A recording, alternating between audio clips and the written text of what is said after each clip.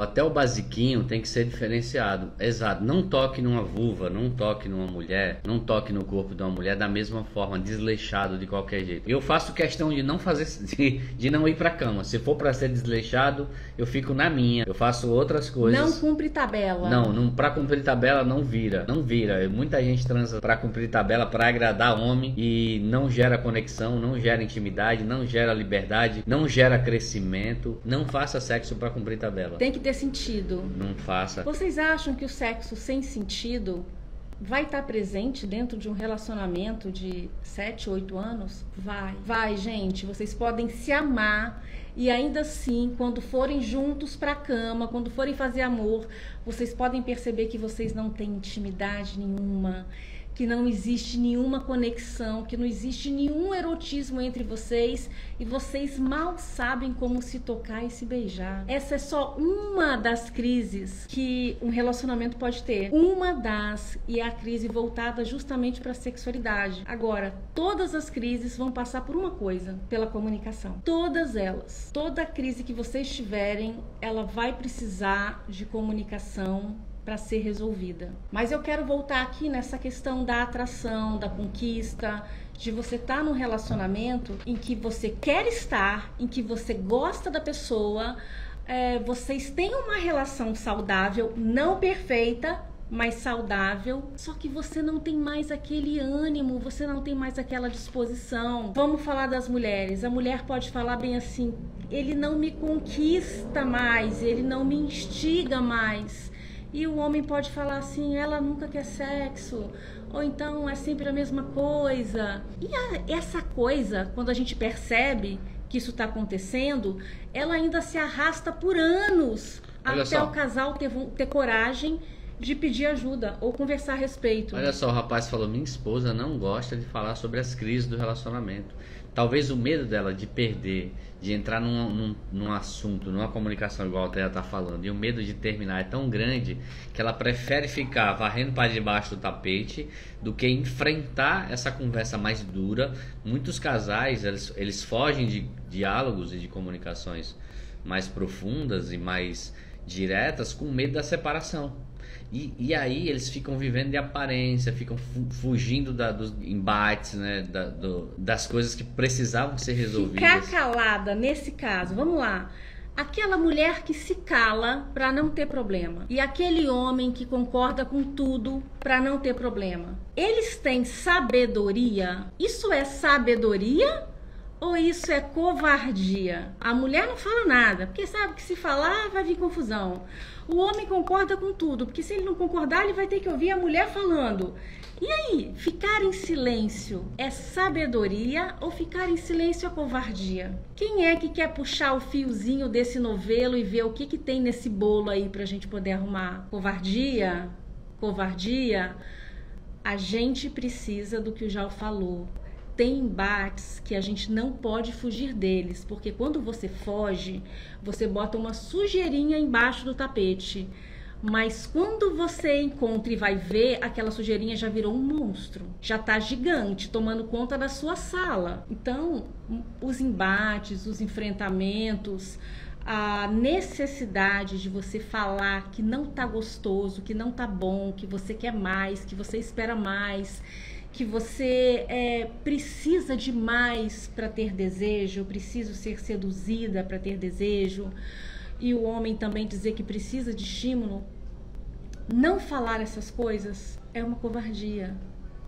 Mas a gente entende que muitas vezes não dá para saber por onde começar, porque a gente quer melhorar coisas, mas quando você olha, você não sabe exatamente onde está o problema. A gente se distanciou, não é mais como era antes, mas que nome que a gente dá para isso? Quando eu for falar para o Jal que não tá igual, quando eu for falar para o Jal assim, não está como era no início do relacionamento, do que eu tô falando?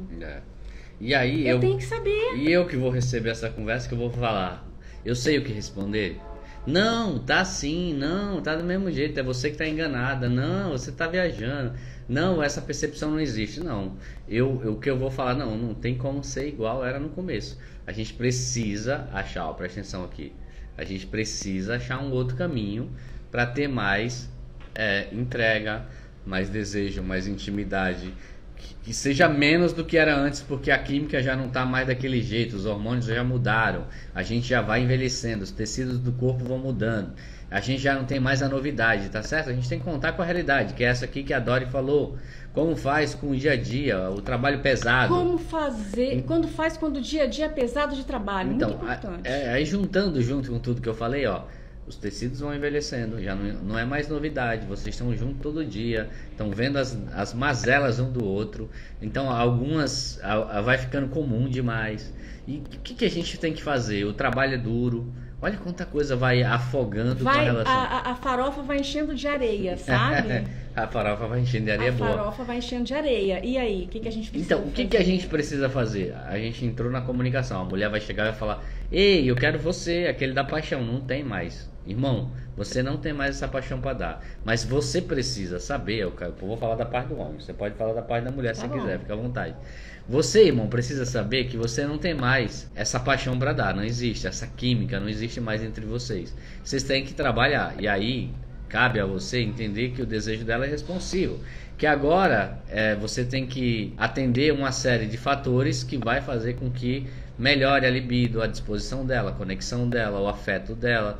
Então, quanto mais gentil, afetuoso, carinhoso, cuidadoso, quanto mais você instigar, excitar, mais chance você vai ter de ter um sexo parecido com aquele sexo da paixão. Ou melhor. Muito melhor, porque vocês estão com mais intimidade, mais livre, mas não dá para ficar entrando de viver de cansaço, o cansaço do dia a dia já. Então, pega pelo menos uma vez na semana, para em vez de varrer a relação para debaixo do tapete, vocês varrer a sujeira da vulva e do pênis e do corpo inteiro e se amar de verdade, como adulto, uma vezinha por semana só, uma vez, eu só tô falando um dia só para vocês, um dia, minha vida é simples, mas um dia só para que vocês parem para se olharem. Lembrar que existe isso, que existe essa conexão, ou então para que fique muito evidente o que é que vocês querem. É necessário, pode ser constrangedor? Gente, pode. Vou falar uma coisa para vocês, vou ser muito sincera. Toda vez que você vê um filme que tem um casal junto fazendo terapia, eles vivem momentos constrangedores. Quando eles vão tentar novamente resgatar a intimidade, vocês vão ver que eles passam por momentos constrangedores. Por quê? Porque familiaridade é diferença de intimidade. O fato de você conviver todo dia com uma pessoa, estar acostumado com aquela pessoa, não significa que você tem intimidade com ela.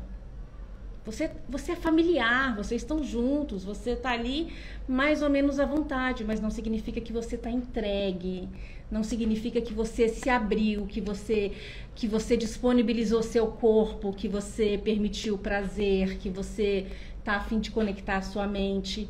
Então, não existe como resgatar, que talvez nem seja a melhor palavra, tá? Eu acho que depois de uma crise, a gente ouviu isso no filme anteontem, que muitas vezes a gente precisa entender que um casamento acaba e depois nasce outro.